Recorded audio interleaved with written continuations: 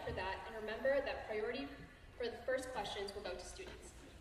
Finally, please make sure to check upcoming IOP events, including Opposition in Very Difficult Times, featuring former IOP Pritzker Fellow, Genesis Davila, tomorrow, May 13th at 12:30 p.m. at the IOP, and Chicago Styles From Delta to Electric, Tracing the Chicago Blues Legacy, on Friday, May 16th at 12 p.m. at the IOP, which will be a great opportunity to explore and celebrate one of the city's most iconic musical traditions.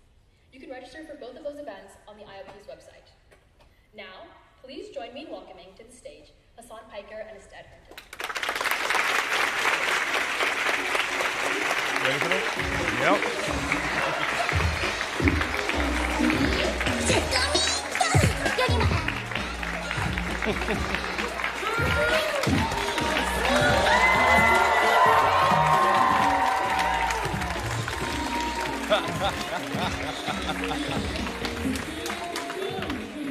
Wow. What do you think of that music? That's the perfect intro music. As soon as there was an Ethan Klein mention, I was like, oh, I'm surrounded by fans. This is... Yo, I'm so excited to be here. My name is Astead Herndon. As they mentioned, I'm a politics reporter at the New York Times, and I am on the board of advisors of the Institute of Politics. And I'm super excited for us to be here with Hasan Piker and to lead this conversation today. I know they went over some of this stuff before, but I will re-emphasize a couple things. This, like a lot of IOP events, is meant to stoke political discourse, to engage in discussion, and even a little good-hearted debate, and I think that we're going to see some of that today, but it's also to engage with students. So there will be student questions at the end, and when you see the microphones come out, you do not have to wait. You can start lining up at that time. But I'm going to jump in here, and I think my questions are really going to go in a little bit of an arc to learn more about kind of where your career, how you found yourself here, and then get to some political stuff more towards the end. I think we broadly know your path, going from Young Turks to one of the biggest Twitch streamers in the country. But what is the origin of your interest in politics, and what was the moment where you decided to break off of the Young Turks and go off on yourself? Well, okay. So I was always interested in politics because I grew up in Turkey, and it's you kind of get thrown into the realm of politics in Turkey because it's way more impactful, way more consequential than the way that a lot of Americans view it. And I grew up in the Erdogan regime taking power as well, and I saw a lot of that social conservatism and the immediate ways that it changed my life. I was a big fan of political cartoons, and I remember these political cartoonists that I used to read were getting sued by the Erdogan administration, which is not so dissimilar when you think about what Donald Trump is doing right now, and there's definitely a direct analog there. But it was little things like that and life-changing and meaningful ways that always kept me interested in talking about politics and keeping up with the discourse from an early age. And then as far as like how I transitioned from the Young Turks to go out on my own, in 2019, I had a unique moment, let's say, on stream. I had a heated gaming moment where I said, America deserved 9/11. And the thing is, when you're a leftist commentator, when you're in politics and the leftist space, like you always get doxxed, swatted, death threats. It's something that has been, a part of the job, unfortunately.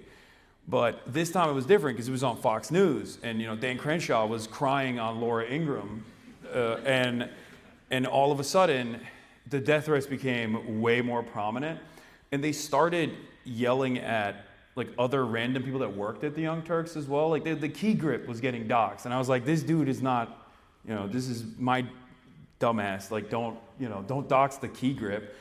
And I didn't want that kind of unwarranted attention to go towards other people for things that I was saying and doing. So that was my first foray into wanting to go out on my own.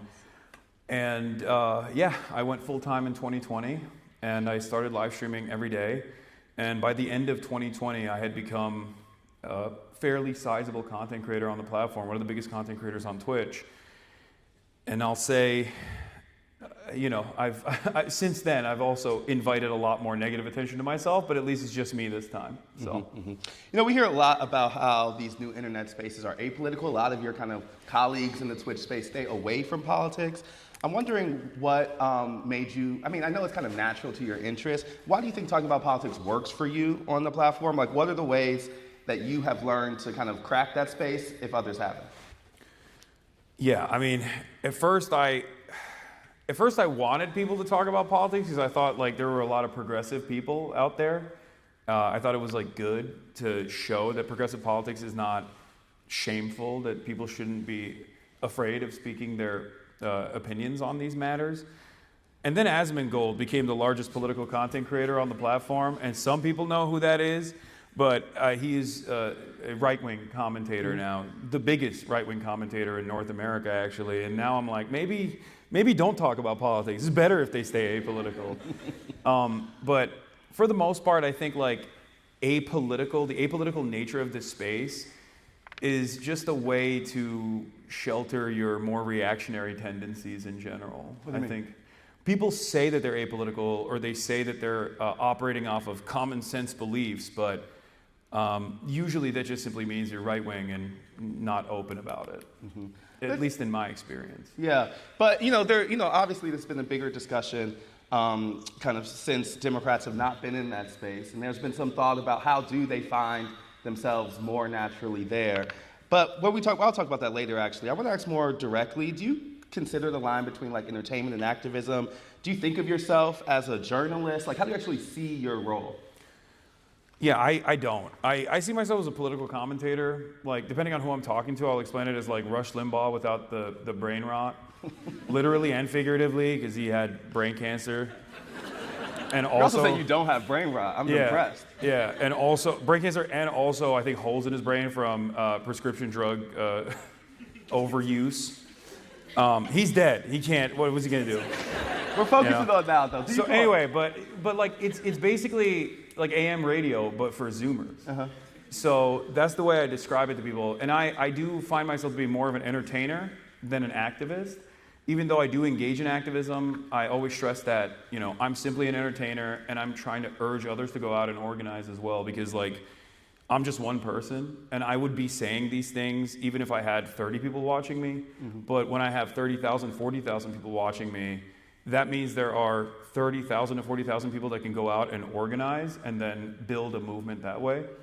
So, yeah, I see myself as a political commentator and not an activist, even though I do engage in that. One of the things I think that folks have found, obviously your audience, testament to this room, skews younger, skews folks who are highly online. I wonder, and it's, is that false? But I guess I'm saying, I think it's also captured an audience that legacy media has missed, right? Yeah. What do you think is working in terms of why people are coming to folks like you versus why places like even the New York Times are struggling to reach some of those people? I think there is a personality aspect to it for sure. But I think the medium that I'm in is so interactive, and people are looking for that. There's a sense of community building that exists online, on Twitch and in live streaming in general, and that is not exactly replicable by traditional media outlets, and they're never going to be able to do that regardless. Like, it'd be really funny if Jake Tapper had like parasocial stands. That'd be weird. I think he does. Doubtful. But I think that's definitely one reason for why I have these audiences. I'm also at a place, like, I speak the language. I'm from a different generation, and I'm also not in the same traditional media orbit, so I wasn't put through the ringer to develop a certain way of speaking and develop an attitude that is like very DC media bubble oriented, and I think that is genuine and people appreciate that. To the point about the community, I found it really fascinating. Like, it's very obvious, kind of the power that like folks like you hold. I could add up every CNN hit I did of all last year. They did not derive enough interest or followers or conversation as doing one of those streams. But I also wonder if that creates a kind of feedback loop. Like, when I'm doing a story, I don't have to really think about audience or immediate kind of reaction, do you feel kind of a pressure because you're in a kind of continuous relationship with the audience? I mean, do you worry about saying some stuff because the chat won't like it? No. I yell at them all the time. Trust me, there's going to be dudes on the microphone today that I'm going to be yelling at, most likely. It's normal. It's a normal part of the process. Like, some people, I think there are certainly people that are audience captured in that regard, but like, for me, I care. I'm way too stubborn and way too brutally honest and maybe a little autistic. So it's just like, I don't care if someone is disagreeing with me. Like, I will take a position that I believe to be true, and obviously I'll arrive at that position by analyzing the facts. And even if it's unpopular, my goal always is to educate people. And that's the thing. Like, I wouldn't necessarily say that my perspective, that is fairly closer to a more orthodox Marxist perspective, is all too common in American media. Most people have never encountered someone who is speaking about these things from the angle that I take. So I already assume that everyone that's listening in, that's tuning in for the first time, is not immediately on board with the way that I see the world. So I have no expectation that people are going to be in agreement with me. It's my job to make a convincing argument and to also instill some sense of class consciousness in people that are tuning in. You know, I want to stick on this question of kind of like community and how you kind of moderate that community. You mentioned to me when we were talking the other time just about the efforts that you all go through in terms of chat moderation. And I found it really interesting because, you know, those type of spaces has been home for bigotry, slurs, things like that. How much time do you have to spend curating that community and moderating? I mean, it's an ongoing process. It's something that I always have to work on, because I have a lot of other places will safeguard their community. They'll have like paywall, like membership only access if you want to communicate. Some places will add like additional checks. For me, I want to have discourse. I want to have back and forths with people. I want to be able to educate people if they have questions on certain things. So I have a 10-minute follower mode, which means if you follow me for 10 minutes on my Twitch, you can say anything you want in the chat. And surely, some people abuse that. You know, they'll come in and they'll try to antagonize or say heinous things. But in that process, like, I use that as an educational moment, and I also use every opportunity like that to basically say, like, these are the well-defined boundaries in this community, like what is permissible and what is not. And that's one way that we moderate the community. You know, to the point about the kind of audience capture, particularly around young people, so much of the discussion has been around young people's disillusion with the political process. I think you speak directly to that. You know, I wanted to see, like, do you consider yourself trying to overcome that disillusion, or are you just kind of relating to it and kind of wallowing it? Or do you see that kind of education piece as you trying to move people out of their disillusion? Oh, for sure. I think that disillusionment is a huge problem because everyone has a tendency to fall to the whims of nihilism. And I feel like that's really bad for political progress in general. It's really bad for political mobilization in general. And so one of the things that I try to instill in everyone in my audience is, like, one, self-development for sure, to create some confidence in yourself, achieve short-term victories for yourself so you feel more confident, and have a little bit of control over things that are in your life that you have control over. But overall, I think I try to push everyone towards political activism for that reason, organizing, community organizing, or labor organizing with unions, because it's one way that I think people can immediately impact their material conditions in a way that's meaningful. And that, I think, inspires them to keep pushing for more and more, and hopefully build a larger network that can resist against certain things that this administration is doing. You know, you become a voice for Democrats really asking the why they lost question since the election. I just wanted to start by posing that to you as we start talking about change in parties. Why do you think Kamala Harris lost? Oh, where do I begin? I mean, I've talked about this so much at this point, but just imagine. I mean, Democrats are zealots. Like they are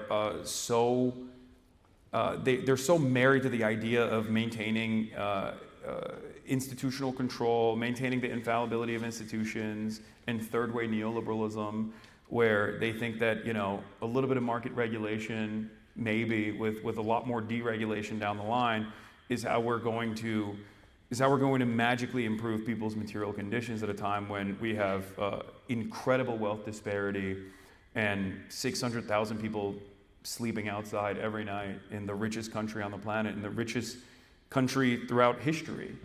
And I feel like people see these inequalities, and while mainstream media and many other resources that people rely on are constantly telling them, no, this is normal. Like everything that you see is actually normal. Like I think there is a great sense of discontent and anger. And if left unchanneled, you have right-wing reactionary movements that can take that anger, recognize it, and then move it to an unproductive place that benefits their political purposes, as the Trump administration so correctly did, by taking the anger and animosity that people felt and then saying, you're angry not because your boss is fucking you over. Can I curse here? Is that allowed? Okay. It's too late for that. Yeah. You're angry not because your boss is screwing you over, but you're angry because of trans people. You're angry because undocumented migrants exist on U.S. soil, and they're able to build on that anger. Whereas the Democrats, I think, were so uninterested in recognizing that, where they thought like, oh, it's a vibe session, like, oh, people are not feeling the pain in their wallets. It's going to go away. Yeah. And no matter how many think pieces you write on that, like the average person is not that's not going to change the average person experiencing negative real wage growth for almost 2 years under the Biden administration. Yeah, I mean, I think this is where there was a lot of overlap in how in our work and what you were talking about, is because that kind of 2021, 2022 moment when Democrats were trying to talk people out of their concerns really sticks out in terms of the reasons why they lost. But I guess I'm just want to clarify, am I hearing that you think more Democrats lost more so than Donald Trump won? Because there's another argument you could say, which is that, he was affirmatively kind of shifting the electorate rather than it was that Democrats' failures at Central. No, I think there's always a push and pull. And yes, for that reason, I think the Democrats were definitely responsible for their own defeat, for their own demise. And they were responsible not in the campaign cycle. They were responsible early on. I went back and looked at my earlier reporting in the month of February in 2021, where immigration was becoming a problem. We had that image of Customs and Border Patrol on a horseback, like whipping Haitian migrants at the border in Texas. And I remember even back then saying, like, if they don't actually go along with the mandate that they had, with the mandate that Biden had on his first 100 days of immigration, where he was talking about building pathways for amnesty and all these things, if they don't actually fulfill those promises and they don't counter message against the Republicans on this issue, they're going to keep hammering this button over and over again, and the media is absolutely going to go along with it. And lo and behold, that's precisely what happened. 3 years after that, you had Biden on October 6th coming out and saying that they were unveiling this incredibly draconian, incredibly right-wing, white nativist, anti-immigrant agenda package that they said that a Oklahoma senator wrote, and it was basically Trump's 2020 immigration agenda repackaged and being sold to the American public as a Democratic bill after 8 years of constantly yelling at Republicans for being racist, for wanting to build a stupid border wall. Now they wanted to fund the border wall, and that is at the heart of the Democratic Party's failure, that they don't actually showcase a vision for a better future, and they shy away from policies that will improve people's material conditions. And obviously part of that is because they're captured by the same corporate interests as the Republicans are. But Republicans and the social issues that they can hammer on, the culture war issues that they can hammer on, are way more appealing than the culture war issues that the Democrats try to engage in a defensive posture over, especially because they're not earnest in that defense either. They're no more earnest on defending trans people than like Target is, when they roll out, LGBTQ-friendly baby onesies once a year in the month of, is it July? I don't even know when Pride Month is. June. I'm never defeating the allegation. Yeah, I'm like. I say I'm an LGBT foe all the time, and there you go. But it's just, for them, it's hollow. It's not real. It's not a real battle that they want to fight. And they constantly find themselves in this defensive posture, and they allow the Republicans to dominate discourse. They allow Republicans to lead on issues that they can win. Yeah, but I'm going to push there because isn't there also a public opinion problem here? Like the reason that Biden was moderating on immigration was not just because of Republicans, but because of a legitimate shift among public sentiment that Americans were going more conservative on the issue. The reason they had, you see the Gavin Newsoms of the world kind of flipping their opinion on trans women in sports is partially because there is numbers that tell you that that's where the country is. Like, sometimes I hear leftists talk as if there's this like unrealized mass of leftists that just hasn't been activated. Is that true, or is that a matter of convincing a public? It's a matter of convincing the public. It has nothing to do with like how woke everyone is secretly deep down inside and like activating their potential or whatever, and everything to do with the fact that you have to constantly engage in counter messaging, and you have to constantly engage in messaging, and also on top of that, you have to have a unified agenda that touches every single person. And that's why class politics is so important. And I think that's the reason why now you see the Democrats actually leaning on the Bernie Sanders style of commentary, where they're trying to do a fake class first politics as well. But even Bernie himself is actually he's 800 years old, no disrespect, but even he finds himself like coming across as a little bit right wing on some of these issues as well. Yeah. But I'm of the belief that I want to talk about two things when it comes to immigration. Number one is there's always two different polls that people never actually react to when talking about immigration. Even at a time when you had the highest approval rating for Trump's mass deportation agenda, right? I mean, this is straight Hitlerian policy. Like mass deportation of 20 million people, that's insane. You're going to put them in concentration camps? What are we doing? Even at that point, when Americans were consistently asked mass immigration or mass amnesty, they still chose mass amnesty, but no one ever presents that second option as a viable solution to this problem. And that is at the heart of the issue from the way I see it, where if you don't present Americans with the other option, if you don't constantly counter-message, if you don't actually do your very best to showcase the humanity of migrants and how much they contribute to these communities, then of course Republicans are going to constantly counter-message and talk about some of the most heinous, some of the most violent things that have taken place and attribute that to migrants across the board, even though there's no evidence that shows that undocumented immigrants are responsible for a larger share of crime than natural-born U.S. citizens, and only evidence to show the exact opposite, that they're responsible for less crime per capita than natural-born U.S. citizens are. So Democrats never make that argument. And I think it's because they're afraid. I go back and forth. I sometimes think they're controlled opposition, and then other times I realize whenever I talk to a Democrat or a staffer, I'm like, oh, you're just stupid. Like, you just don't know. You just don't believe in yourself, and you're just posturing as a somewhat progressive figure on certain issues in an effort to win votes, but that's it. Like, it's not genuine. You mentioned the kind of primacy of class politics, which obviously is a theme in your work. I remember when Bernie was making some of these arguments in the 2016 and 2020 race, and I also remember when he ran into big problems in places like South Carolina and others where that argument wasn't really landing. How much does the left need to, win over working class folks of color who haven't really come to them in the same type of way? And what is the balance between recognizing class politics and the importance of identity politics and representation to some folks? Yeah. You and I actually had this conversation on my stream where we were talking about like the Democrat machine and how strong it is.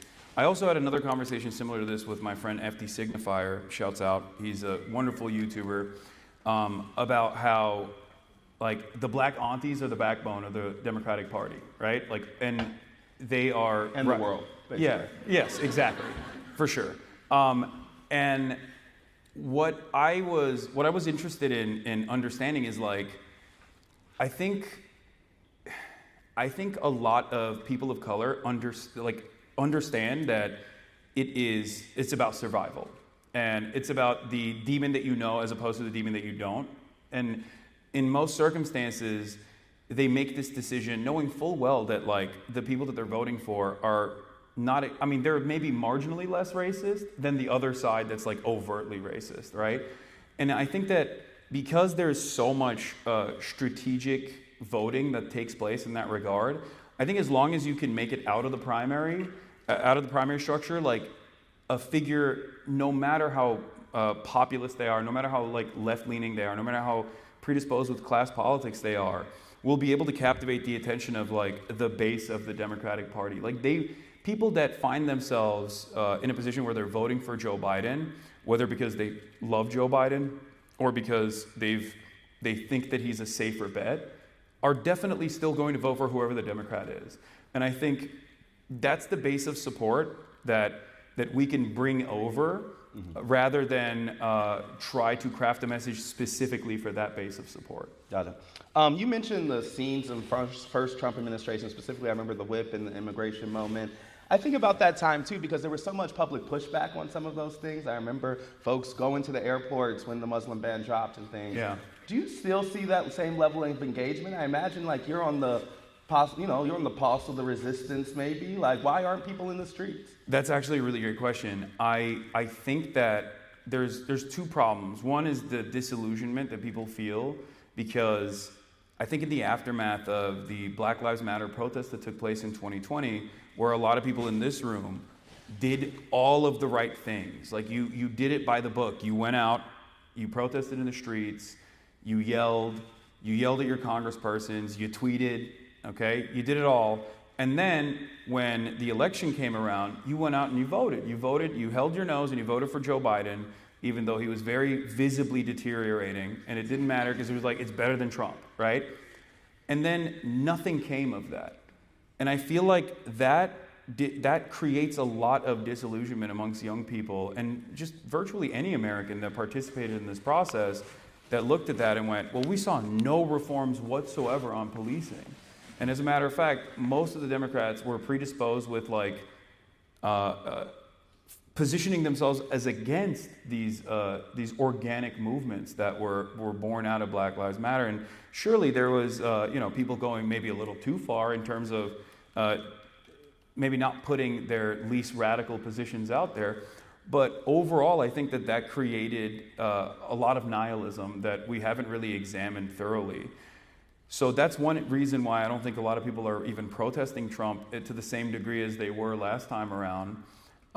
Because last time around, he was also seen as an aberration. Like, this is not us, when, this definitely was us. Like, Trump is a perfect beacon of American stupidity. And it always bothered me when people say, like, this is not, I'm like, what is democracy otherwise? This is us. No, that was definitely us. And it still is us. But I think in terms of the immigration, like the conversation definitely shifted to the right due to very little interest from the Democrats in terms of counter messaging. And they got completely captive to white nativist sentiment. And if you recall, you and I had another conversation when you brought up your follow-up on the Run Up podcast, where you talked to these people and you were like, what are you worried about right now? And if you told me that immigration was not at the forefront of anyone's mind, pretty much. Mm-hmm. And I told you then, and it started to happen already, that eventually it will, because people are going to start developing too much resentment towards this administration's unjustifiable immigrant detention policies. And since we had that conversation, he's underwater even on that issue as well. And the reason why that happened is because they made a major mistake with Kilmar Abrego Garcia. They detained and refused to do due process for virtually all of these migrants that they had captured and sent to CCOT into this like slave labor prison structure in El Salvador. And yet, an immigration attorney of the Trump administration accidentally revealed that they had made a mistake. And when that happened, the media seized on that. They started covering it. And then it became a major issue of consequence. I mean, a major issue that people were demanding some sort of restitution for. And the Trump administration being hard-headed refused, and it led to Chris Van Hollen actually going down to El Salvador to get proof of life for this person. And in that process, I think a lot more Americans started realizing what was truly happening. Because they're busy. Everyone is busy. They're focusing on their own lives. They've completely checked out of politics. But like, when an issue becomes noteworthy enough that like a lot of outlets are covering it, Americans still do have a collective conscience where they go, okay, that's really messed up, and we shouldn't let that happen. And that momentum is only going to build from this point on, because it's not like the Trump administration is going to back away from doing these unjustifiable detention policies, and it's only going to escalate further, and then you'll start seeing more protests in the streets. One more question on Democrats before we move on. There's another argument I've heard some folks say that like it wasn't a matter of message, it was just that they weren't in the right places, right? Like they actually bring those to people, that Democrats had kind of lost culture more than it is a need for policy shift. I know your team, they need to change their policies, but if we're just focusing on kind of where they deliver their message, how do they get back into culture? They should just go on Call Her Daddy. That was good. I mean, no disrespect to Call Her Daddy, but you know, it's just I don't think you can. I mean, to that point, I remember that interview as Trump. like a moment when Democrats were bringing their same message just to a new place, right? Yeah. That seems like part of the problem. Yeah, but if the message is shit, it's not going to resonate with people. Like Kamala Harris's brilliant campaign message was like $50,000 in tax breaks for small businesses. Like she kept saying, like, I am a small business. I love small businesses. It was like, that doesn't resonate with people that are having a hard time struggling to pay their bills. You know what I mean? You really think people vote on policy first? I think people vote on an earnest communicator that can promise them a better life. And that is not what the Democrats do in general. They never come across as earnest. They come across as entitled, smug, elitist. And also, two, the policies are far too technocratic in their approach. Like, look at Elizabeth Warren versus Bernie Sanders as an example. Elizabeth Warren and she's done fantastic work with like Lena Khan, for example, and on the back end, on the policy side, like CFPB is brilliant, it's fantastic. But Elizabeth Warren as a campaigner, unfortunately, is a freaking nerd. It's just not, that's going to resonate well with like people on Twitter. That's going to resonate well with like college educated people, but you're not making an impact with like regular Americans. You're not, if your messaging discipline revolves around this technocratic approach, then it's not going to work. Sometimes you have to engage in this kind of populist sentiment in the way that Bernie did, which is why I think he saw a lot more success. I wanted you to tell, you mentioned you being detained at O'Hare yesterday. I wanted you to talk about that story and tell me about that experience, some of the questions I asked you. Okay. Great reception from Chicago. I will say. Last time I was here, I got kicked out of DNC. This time, I got apprehended. We're the Pope's country. We're blessed. You can't bring us down right now. They're gonna arrest the Pope when he steps foot. They're gonna be like, "What'd you say about JD Vance?" But tell us what happened. So I knew that this was probably going to happen. I'd seen a lot of TikToks of people talking about how like they got detained as American citizens at the border, and I was like joking about it, but deep down inside I was like, this is probably gonna happen to me eventually.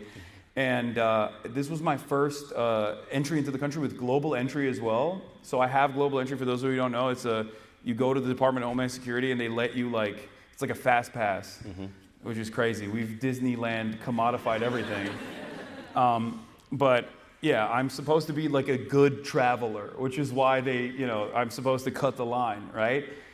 And I did that. I went through global entry, took my photo, everyone's getting waved away, and then as soon as I got to the Customs and Border Patrol, the lady was like, "Step aside, sir." I was like, "Oh, here we fucking go." Okay. I did. They took me to the back room into a detention center. I asked around when I was inside, like if people had American passports. Most of the people there did not. They were traveling from outside of the country. They weren't American citizens. I saw one American passport in the detention center for one of the people, And they would basically periodically come out. Agents would come out and be like, all right, your name, and then you can leave. But I was sent to the back room. An agent came out and took me into the interrogation room, and it was a very creepy fluorescent light bulb environment where like everything was steel, like all the seating arrangements were steel and bolted into the ground.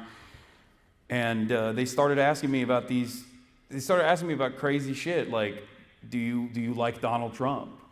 They asked you directly, do you like Donald Trump? Yeah, they were like, what do you think about Donald Trump? And I was like, why are you asking me this? What does this have to do with anything?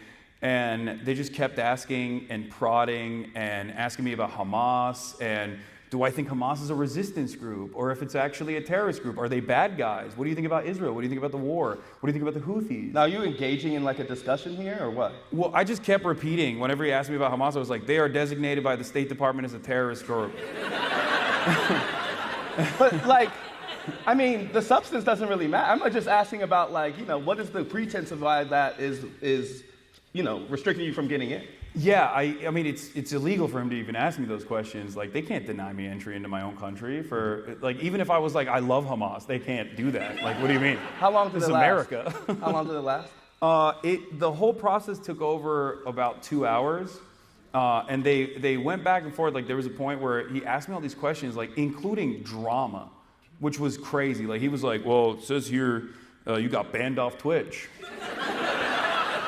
It's like, bro, you're an agent of the federal government. What do you mean I got banned off Twitch? Like, what are you, a Redditor? Like, it was insane. And he's like, yeah, care to explain that? And I was like, yeah, I got banned off Twitch for, describing the concept of blowback. And that's the most positive way that I could tell him that I said America deserved 9/11 without him apprehending me. And then he's like, well, it says here that you wanted to kill a senator? And I was like, no, that's not what I meant. I was talking about like the Republicans being hypocritical. So how did it end? Basically, he left, he came back, and then he asked me like the hard-hitting questions. Like, if you say yes to those, you're going to jail. Where he was like, have you ever been in contact with someone in Hamas or Hezbollah or Houthis? I was like, no. I was like laughing at this point. I was like, no, I have not been. Do you have their number? Like, and after that, basically at a certain point, I was like, am I being detained? Like, what's going on? Yeah. And he was like, no, not at all. I was like, so I can leave if I want to? He was like, oh, well, and then he didn't even ask me for my phone after that, which was, because that was my red line. Mm-hmm. I wanted to test the boundaries. I didn't like immediately lawyer up or anything, because I wanted to see like what they were going to ask me, because I do have a decent amount of privilege, as opposed to like a random college activist, you know what I mean, who can be bullied in that situation. So I wanted to test like what they would ask and what they would prod about, and it was shocking. Mm-hmm. Like, it was shocking that these were questions that they were asking me, as though like they're going to deny me entry into the country. That is definitely worth entry. We have 10 minutes before audience questions, so y'all keep that in mind. And I think we're going to start putting some of the mics out. You all can start lining up as you have them. You mentioned some of your previous controversies. I want to ask. Oh wow, we're getting mass movement. Well, let's chill out. Let's walk, y'all. I told you I'm gonna yell. Let's calm down, friends. Okay, I want to ask directly about some of the controversies you referenced. Hit me. And I would love an earnest response here. I mean, you mentioned some of the back and forth. There was a statement from the Chicago Jewish Alliance I'm going to read to you and would love for you to respond to. Piker has a history of making inflammatory statements, including America deserved 9/11, a remark that trivializes national tragedy, referring to Israelis. Don't laugh. Sorry. I'm serious. Referring to Israel as inbred and a dehumanizing stereotype that echoes historical anti-Semitic stereotypes, dismissing reports of sexual violence in the October 7th Hamas attacks, stating it doesn't matter if rape happened on October 7th, it doesn't change the dynamic for me. Such statements have prompted concern for public officials, and they mentioned some other folks. By inviting Piker to speak, the University of Chicago risks endorsing a narrative that endorses views as harmful and divisive. I'm posing this to you partially because I wanted a direct response, but also I think it's important for folks to hear a real answer to this stuff. We're not going to run from these things. We're going to talk about them directly. Yeah. I want you to, what do you, like, just respond. Okay. Yeah. The fact that like people still use that quote when I say like it doesn't matter what happened on October 7th, that doesn't change the dynamic for me, is like so revealing, because Israel is committing a genocide. And my position on this is clear, that like whatever happened on October 7th, the atrocities that took place on October 7th does not justify genocide. And it's really, thank you. Well, I mean, this isn't a brave position, I don't think. Like, and that's what's so alarming, that like people will say that all the time. Like people will put that in like the Free Press or Daily Mail, or whenever there's like a hit piece written from these smear rags in general, and I'm always confused by that, because I'm like, what are you saying? So you're saying that it does justify genocide? Like it's always come across as very confusing to me. And overall, yeah, I am someone who is firmly committed to combating anti-Semitism for my past decade of work. I've been doxxed and swatted by neo-Nazis in perpetuity for this reason. But I also happen to be a committed anti-Zionist, that I believe in the emancipatory cause for Palestinians. And I've never shied away from that position, no matter what. But something like America Deserved 9/11 is obviously at least inflammatory. Oh, right? yeah. Like, do you ever think about the impact of those words? And do you have to, I know it's an informal forum, you're kind of rolling with it live. Like, how do you wrestle with, something that could be offhand, but actually be more meaningful? Actually be more hurtful, I should say. Yeah, I mean, I think that America Deserved 9/11 in general was probably one of my most vindicated takes.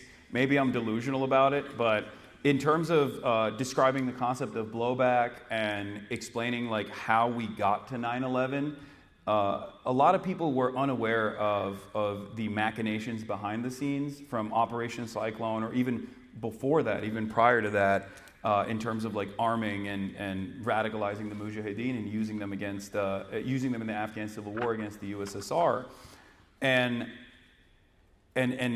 what that turned into. That is a common thread in American foreign policy, is that people that we give arms to and offer a lot of training and support to inevitably turn on us for understandable reasons. So I don't shy, like even if I say something that is hyperbolic in that moment, because I get passionate sometimes and I have what people call a heated gaming moment, it's ultimately, my message is clear. And does that get in the way of me reaching a broader audience? Certainly. I understand that. But, it happens. Mm-hmm. It happens sometimes. So I hear you more have made peace with it than think it's a thing that you're going to... I'm saying a heated gaming moment for a lot of folks is just a heated gaming moment. Yeah. For you, it's a big audience. Yeah. So I'm saying, have you changed the way you think about those things? For sure. Especially because I don't really appreciate all the doxing that comes afterwards and the swatting that comes afterwards, but it's definitely something that gets away in the message that I'm trying to present. And so for that reason, I do try to moderate every now and then, or try to regulate my temperature every now and then when I find myself saying something that might easily be misconstrued or is explosive, right? But overall, mistakes still happen. I'm a human being. I own up to it, And that was one of those moments. Cool. Last question I have, and then we'll go to the audience questions. So much of your life is lived publicly. I find it kind of shocking, just how much is how much just living out there you do, and how folks, really come to understand you, have a relationship with you because of that. I wanted to ask, what's something we don't know? What's a misunderstanding about you? What's something you've kept to yourself? And how have you regulated that? Ooh, that's interesting. That's not a question that I thought I'd be answering.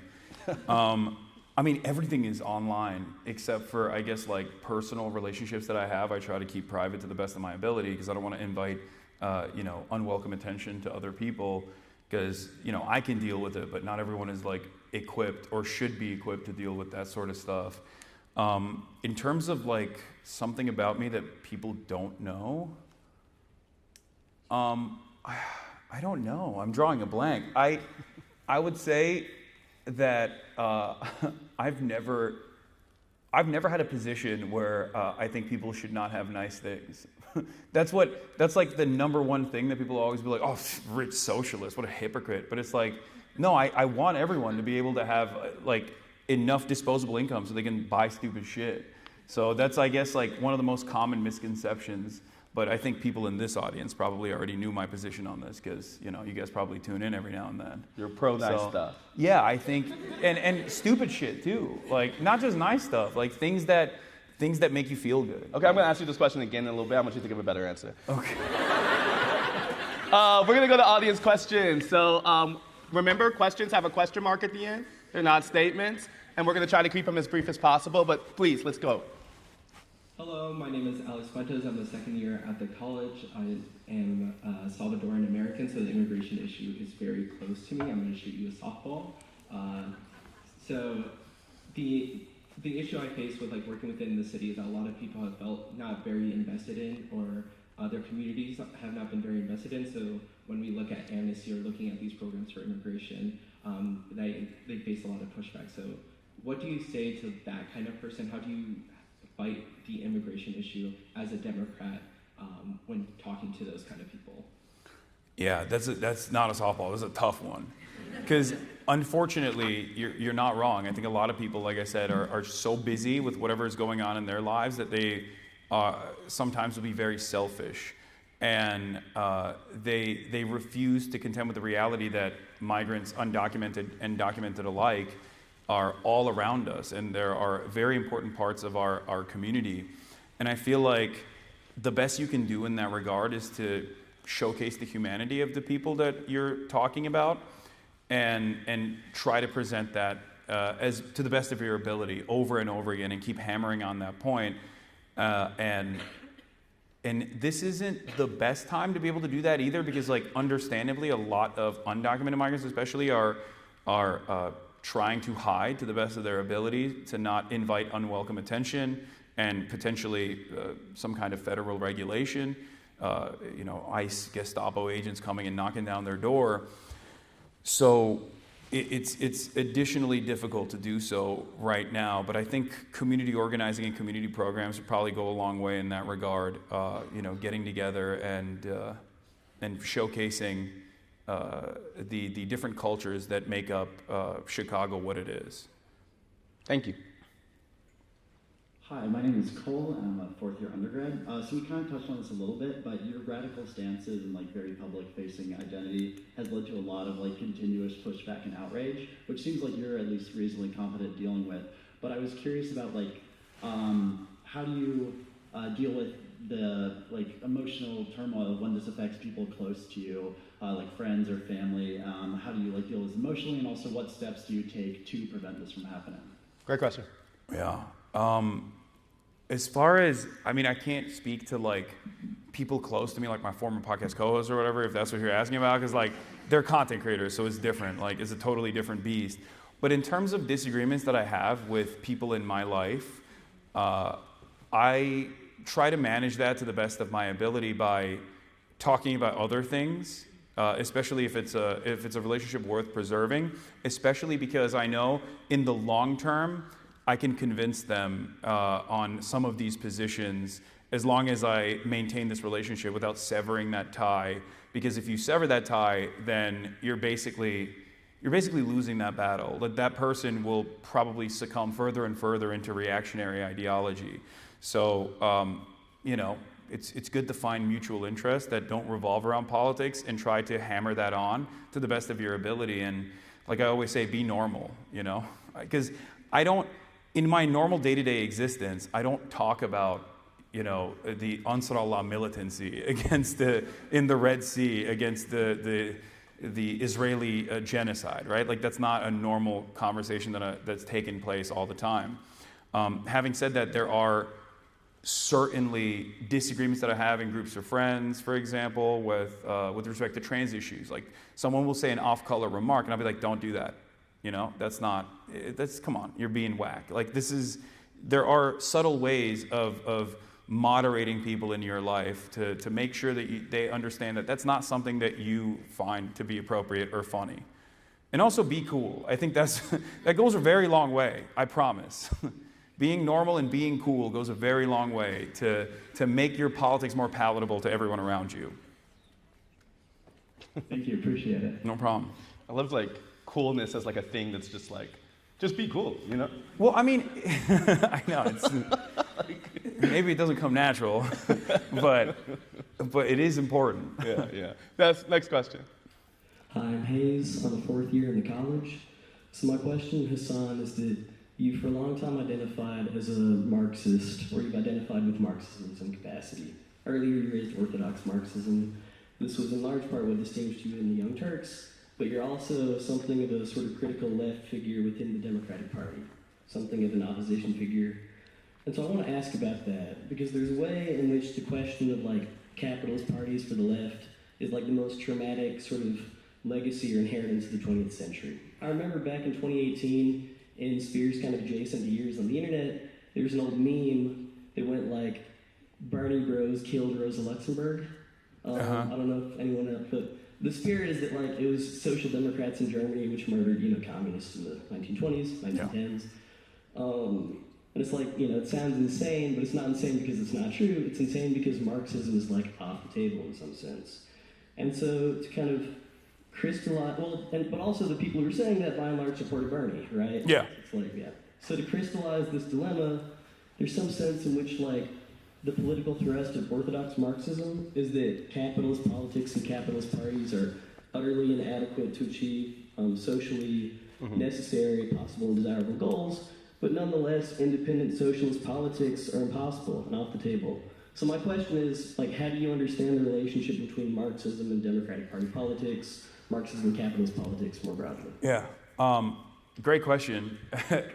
Well, Nancy Pelosi is obviously a communist, as everybody knows.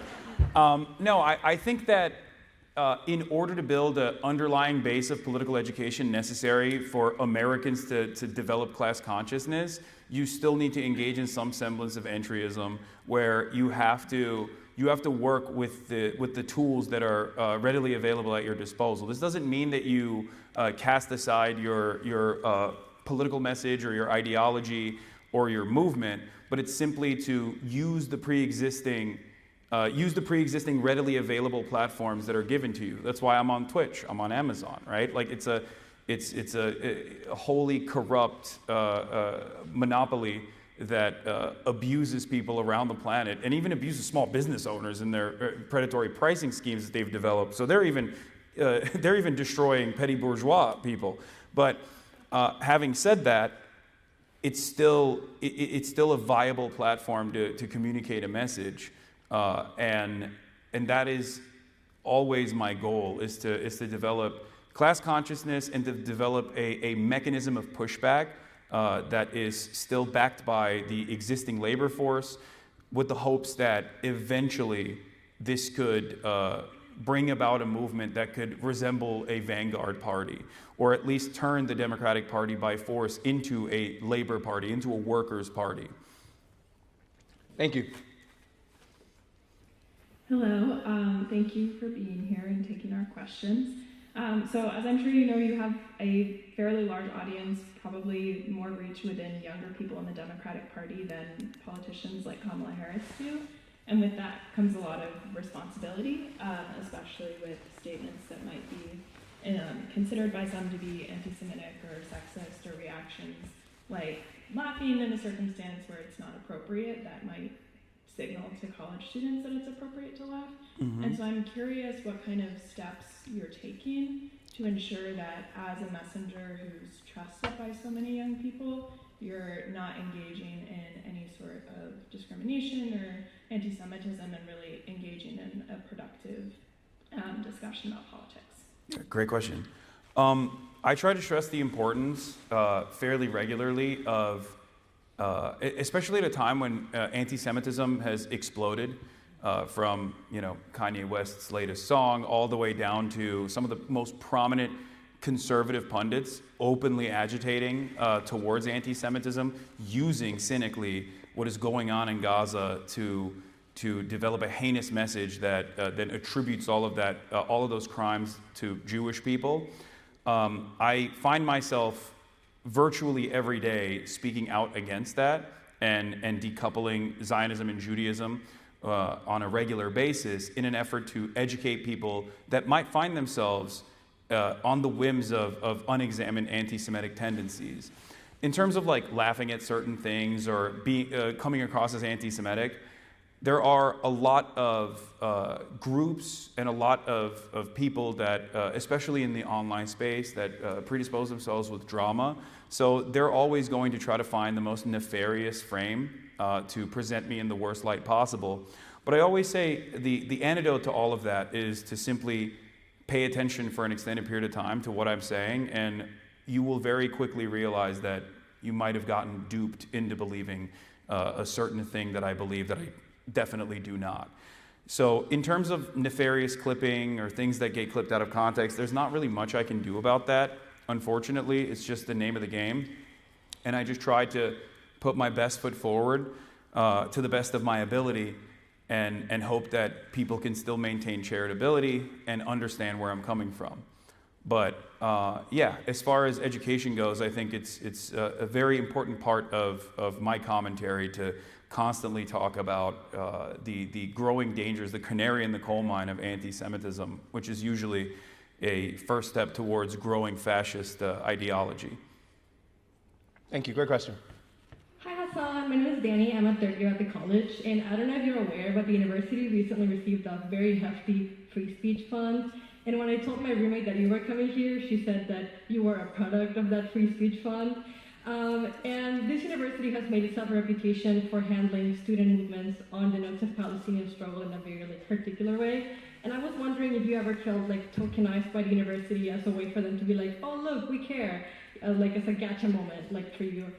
Well, just as a fact point, he's not here from the fund or from other, he's here from the IOP. And because... Are you tokenizing me instead? Yeah, and because I asked him to come. No, he asked No, me. I think that this is actually the opposite of that. We're here to engage in the earnest point of that discussion. And so I would just want to say, factually, that's not how we can. But you want to answer that yourself. No, I mean, I don't know anything about the free speech fund. What, are you, where's my money?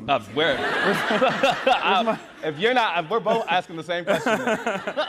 Yeah, no, I love Astead. He's great. And he wanted me to come and speak to you guys. So I was like, yeah, I'll do it. It wasn't like a... And very earnestly, I think it's just an effort for places like the Institute of Politics to be where students are and to engage in those type of discussions. So I think it's the opposite of tokenization. I think it's earnest.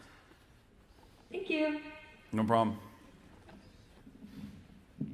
Hello. Thanks for speaking with us today. My name is Robbie. I'm a second year at the college. So a few weeks ago, I witnessed a student rip down a poster on campus that said, "Come learn about Judaism," simply that. Mm-hmm. When I told the individual to stop me, he told me, a Jewish student, that I was sympathizing with Nazis. So my question to you, do you think anti-Semitism on college campuses is a problem, and how should we work to combat it? Oh, anti-Semitism is absolutely a problem on college campuses. It's a problem everywhere. It's like any other bigotry. If left unexamined, and especially at a time when material conditions worsen, it's going to get significantly worse. In terms of the packaging of Israel's actions with Judaism, I think that this is a common issue that at least Jewish members of my community are always struggling with, where they talk about the unfortunate fears that they feel as far as people associating them with the actions of Israel. And this is a great example of that, where this person absolutely was doing that, where this person thinks oh, you're a Nazi, you love Israel because you're defending a sign that says, "Come learn about Judaism." Judaism has nothing to do with Israel. Judaism has nothing to do with Zionism. And I feel like the more we educate people... Sorry, man, I gotta speak up, man. I came back from New York, I went to Rutgers, and I made a song about the hostages. Jewish, what do we say at the end of Passover? We say next year in Jerusalem. Okay. We're trying to actually engage in some question and answer. Can we? You're skipping all the folks who stayed in line and are patiently trying to ask their question. No. We don't need to boo y'all. It's okay. It's okay. Is bro about to rap?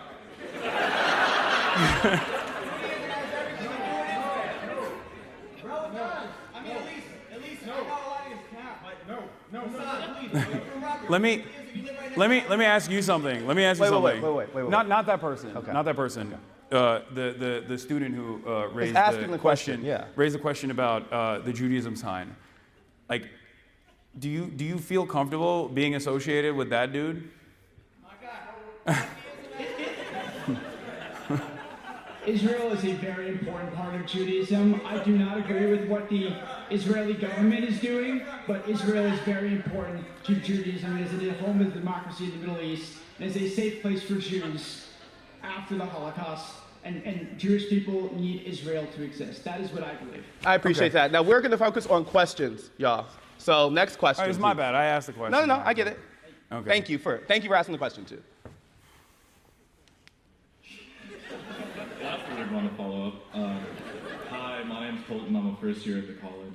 My favorite part of your ideology has always been your incessant focus on charitability, and I guess it's what you talk about all the time. But for the average American voter that we talked about in this talk, who only votes on emotion, who doesn't have the time to engage in that, they are more susceptible to the conflation that Sam Cedar just talked about in the conversation you had with your former co-host. So when you lead your examples by case studies and evidence and all of these things that those voters whose vote counts just as much as everyone in this room aren't receptive to, how do you adjust your framework to supply evidence that is less academic but still combats that inflation and still showcases that charitability? Good question.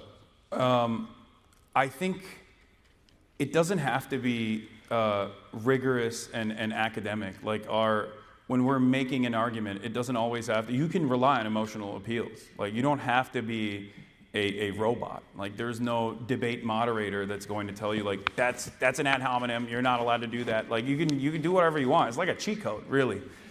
Like you can use all the logical fallacies at your disposal if you want to explain something to people. It's very effective. That's what most people online that love debating do. They try to rationalize those sorts of things, but that's pretty much what they're engaging in.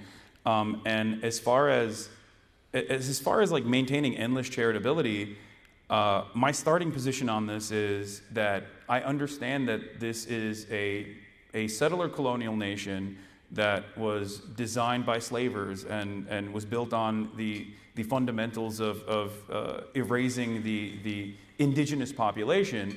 And a lot of social conditioning plays a role in our everyday existence to normalize that sort of thing. And therefore, of course, people are going to have a starting position that is reactionary on a lot of these issues. So as long as you remind yourself of that and take on that emotional labor, you'll be able to overcome this. You'll be able to make a convincing argument. As if, like I said, if you're normal and cool and try to talk to people and meet them where they're at and recognize some of the common points of struggle and pain that they experience, you can always package that back up to whatever kind of social malady that they are representing and move them away from that. Thank you.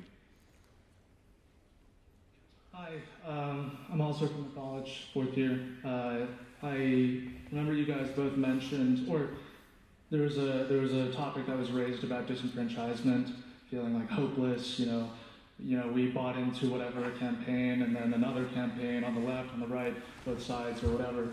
And then there was also the question, the topic of, do people actually vote on policy?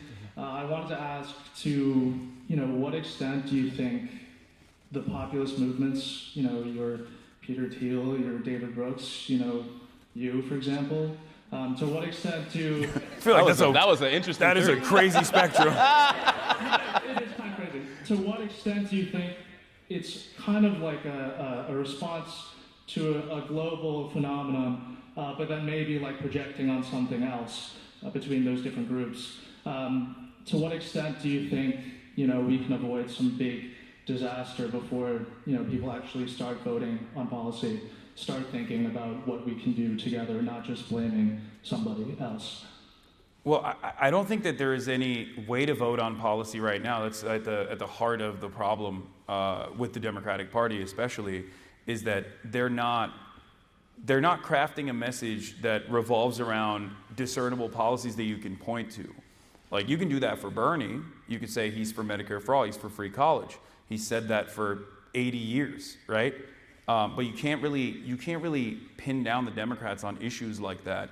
So then, because they do not have a coherent, policy-focused message like that, no like tangible legislative action that you can associate them with, they are associated with whatever the Republicans present them as. Kamala Harris doesn't care about you because she's too busy trying to do transgender bottom surgeries for Guatemalans. And it's like, all it takes is like one clip from an ACLU seminar that Kamala Harris answered that question on for Americans to go, oh yeah, that is weird. Why does she care only about that? I don't think she cares about anything.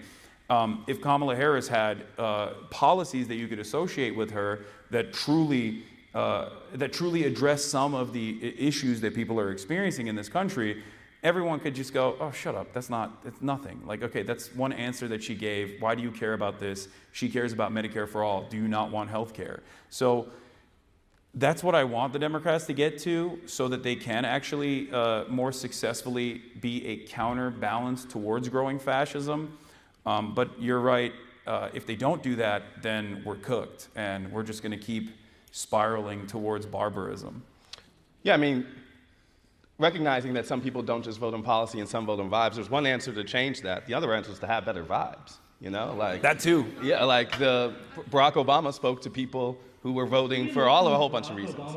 No, but I'm saying a successful electoral politician does all of the above, is what I'm saying. So that's the only example I'm doing. Thank you. Hi, Hasan. Thank you for doing this. My name's Lance. I'm a second year at the college, and growing up in a rural area during this time, I've seen the polarization of young men particularly, and I was wondering how the Democrats could begin to activate some of these young men or bring them to their side, and also when is the Subnautica playthrough going to get finished? I don't even know what that second part Subnautica is a game I played, but I got too scared to finish it. Oh, okay. It was very scary, in my defense. It's a very scary game. It's underwater horror. It's anyway.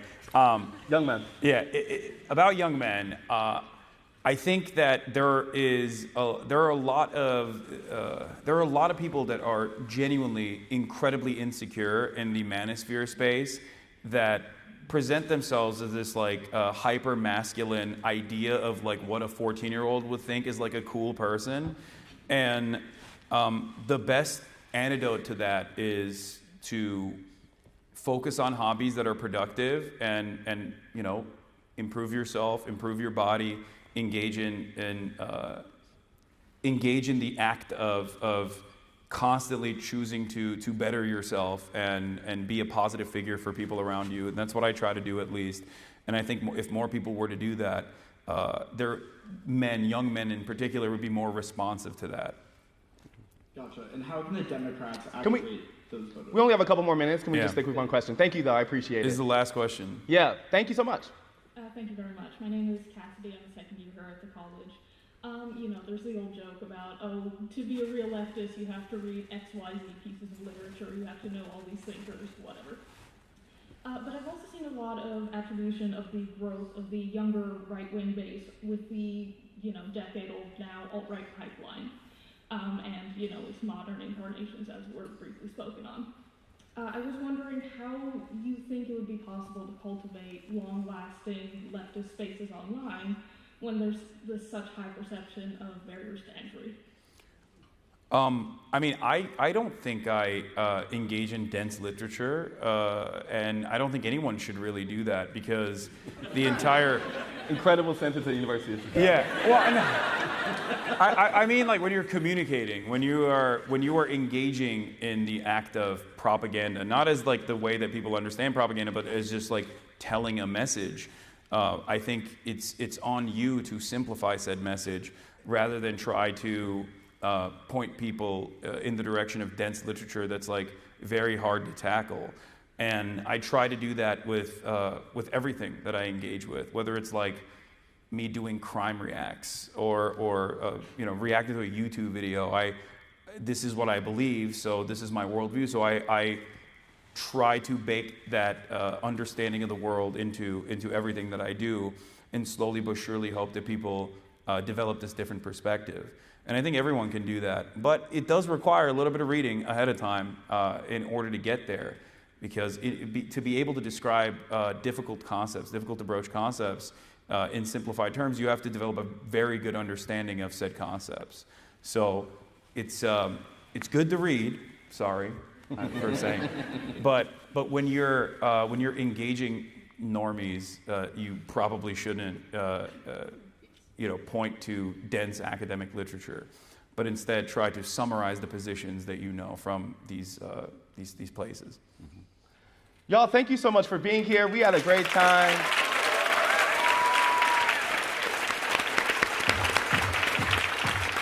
And make sure you follow some more events at the IOP and stuff. Cool.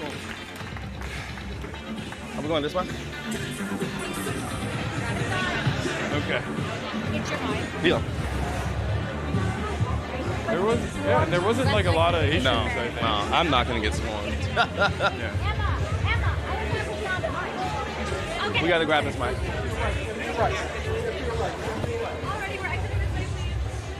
Bye, guys. Thank you. Can you grab his bag from behind us? Yeah. Appreciate it. Yeah, all good. Where's it at? There we go. Thank you so much.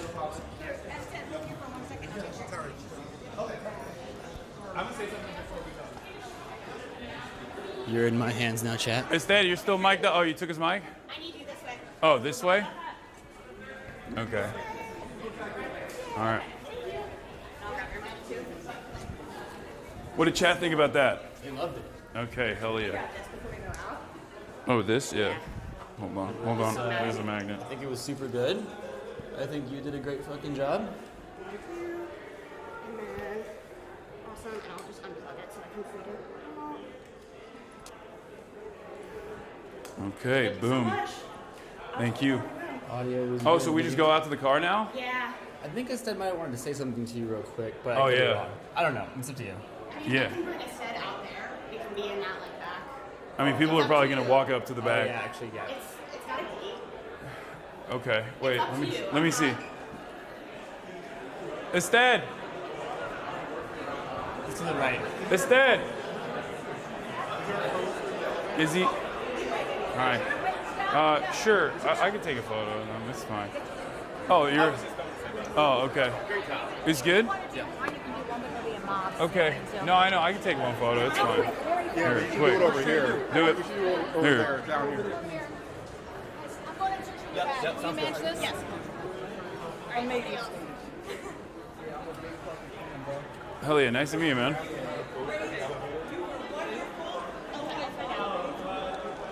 Thank you so much. No problem. Nice to meet you guys.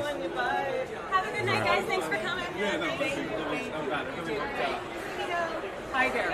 I'm Hi. Heidi Heitkamp. I'm Yeah. the director Nice of to the meet you. Institute of Politics. Also, obviously, So former one of Senator those North horrible Dakota. Democrats. But no, she's been really encouraging of us having these events and such. So Hell yeah. make sure Thanks y'all so much enjoy for it. coming. Oh, thank you. Thank you for having me. Yeah.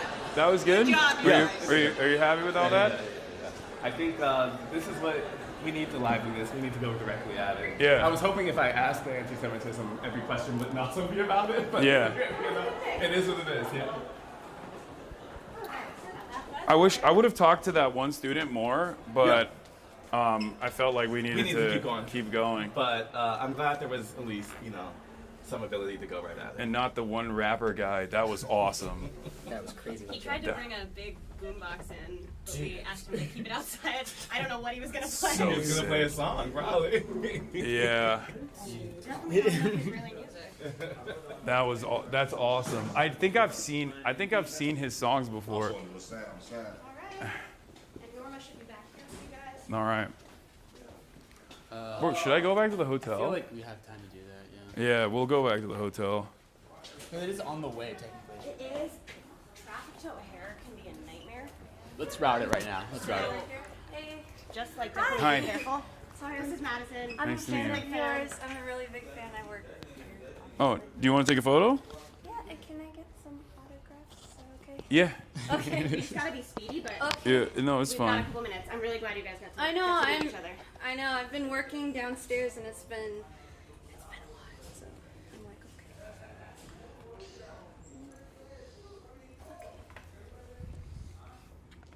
Apparently they're all laughing and smiling as they leave, which we don't often get. That's good. Yeah. No problem. You're so nice. Are you routing it? Check Or- Just one for me and one for my sister. I'll check Langham. Got That's it. fair. You want to check for Langham? Sure. Here you go. Oh my gosh, thank you. No problem. We've been fans of yours since 2018, 2019. Oh, hell yeah. So I'm really stoked about this. Keep doing what you're doing. Oh, I'm gonna keep trying. I really appreciate Yeah. it, and you did great on the debate. Oh, thank you. with the Ethan Klein. I Oh, really thank you. appreciated it. Thank you so much. There's Nice a to kid meet out you. there who was in tears and said that you were his safe space in the Zionist family and you helped his political awakening. I promised him I would tell you. His name Yeah. is David. It's nice to. It's nice to hear. Yeah, It's. Maybe you should just go. What? Maybe you should just go. I'm a little early. I'm gonna be so early. Wait, I mean. It's like an hour to It's get gonna be up bad there, though. and it might get worse. Yeah, so the as traffic it's has been later. really bad recently. You're going over here? Yeah. Yeah. I would recommend you just go straight there. And then I'll just call an Uber to. Okay. Well, you're gonna. I just think your mic, but that's Oh yeah. Let's Okay. take a Well, picture I'll before you just. get out of I'll end it here then before I get in the car. All right, everybody. That was wonderful. Shouts out Astead. Shouts out the University of Chicago. Institute of Politics. Yeah, Institute of Politics. That was a fantastic experience. Hope you guys enjoyed that. I'll of course be live tomorrow at my regular same time, same place. You already know. And let me turn this on real quick. Okay. The internet's very bad over here, but yeah, I hope you guys appreciated that and enjoyed it, and it was informative and enlightening. If you guys liked it, maybe I'll do more the college campus stuff. But I'll see you tomorrow.